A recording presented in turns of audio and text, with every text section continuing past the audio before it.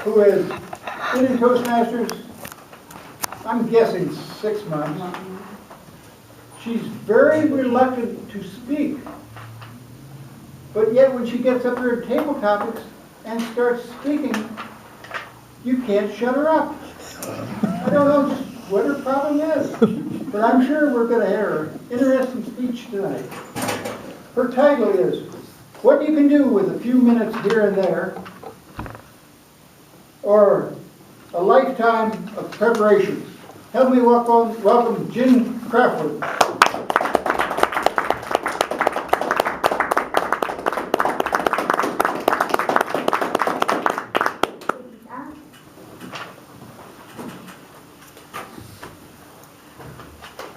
Yes, that title, it's a good one, because this speech will be more like a table topics than a real prepared speech.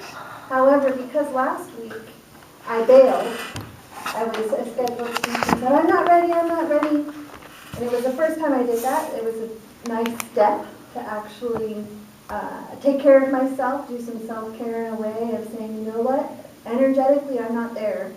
Yet, I also felt an obligation to the group, professionally, accountability.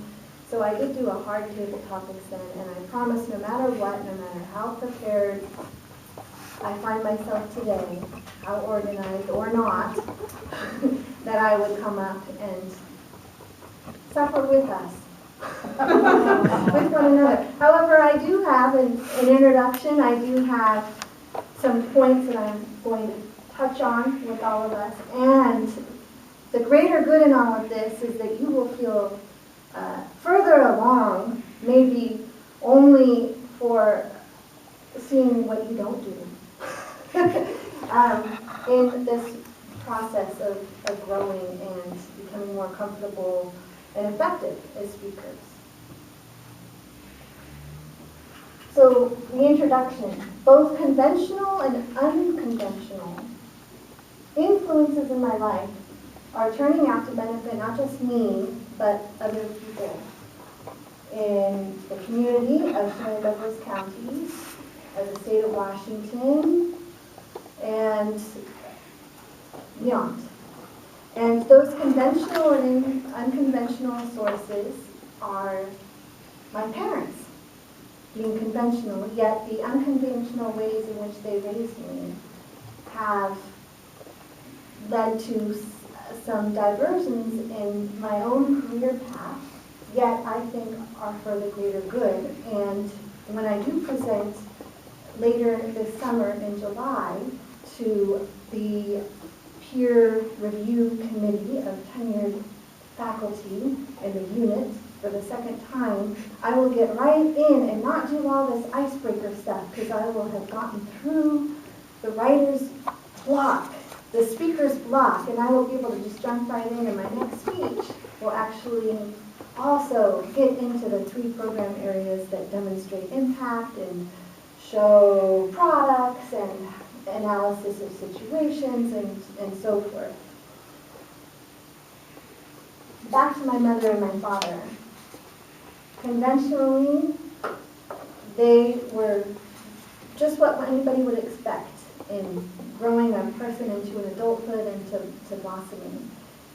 Unconventionally, there were some diversions in life, as we all experience, but some that really stand out, I've found, to other people who think, wow, really? And one of those has been a lifelong exposure in my life from early on to something that is a big source of inspiration, support, and grounding for me, which is yoga.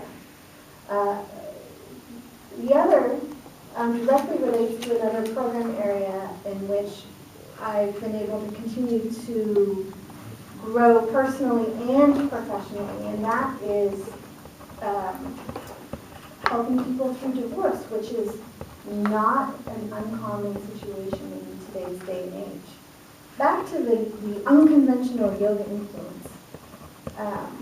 When there's one, maybe 2 that I didn't know about. It's actually 5. hence the table topics. There we go, another. Anyway, yoga. I was exposed to it early before it was popular, before every gym in the area had it, before more than 30% of the population did it. I was exposed to it as a young child when my mother took classes at the YWCA, and I'd come in to class at the tail end and watch folks doing stuff that wouldn't be considered safe now with all of the poses, the training that people have. This was in the 70s in Northern California. Later, my mother chose a path after I was in college to try out living in an ashram in India with the idea that maybe this would be her sole purpose in life and path. Try it out for 3 months with the possibility of maybe living there the rest of her life. She did. I supported her at the time. I continue to support her. There were rocky times when I missed her and wanted the more conventional mom to be physically present, yet also found so much inspiration and learned so much from her path of yoga. I can't believe the light's already green. This is what happened when I visited last night. Now, my father, as a conventional positive influence, happens to be a lawyer. And he really helped me out last year when I first attended for my tenure and learned that it was denied. But as a father, he helped me more as a role of being a dad who just believed in me, believing that I had something good to offer and to share. And so he helped me to write my appeal and throw out all of those negative thoughts that many of us probably face all the time. He feels like I do in spades. Yet I know it's a human experience to be brave and just go through and expose myself for the good of growth. So, is that my first one? And I know, Jack, that we're not supposed to draw attention to that. That's because I've been coming here, and it's actually been more than 6 months, but maybe only 6 months actively. So it shows where we put our attention, that's where we grow. So here I am. I'm following the recommendation of a number of people to just move on and get past whatever barriers there are.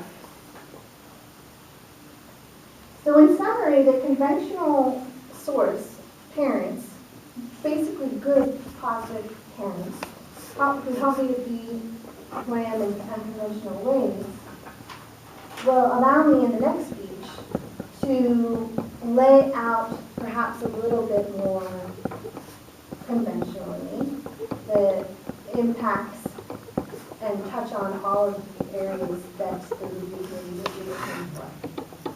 Thank you.